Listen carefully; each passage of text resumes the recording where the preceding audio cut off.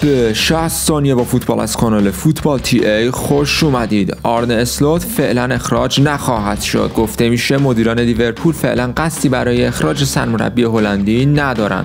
کول پالمر به تمرینات چلسی برگشت. کول پالمر فوروارد انگلیسی باشگاه چلسی میتونه دقایقی رو به میدون بره برای چلسی در مقابل بارسلونا.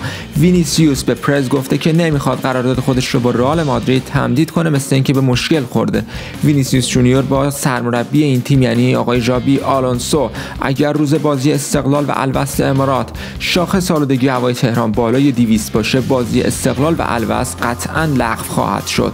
و اریک گارسیا با بارسلونا برای تمدید قرارداد خودش تا سال 2030 به توافق اولیه رسیده. اریک گارسیا که واقعا یکی از بازیکنان کلیدی بارسا در این فصل بوده. کوکاکولا اسپانسر جدید چلسی.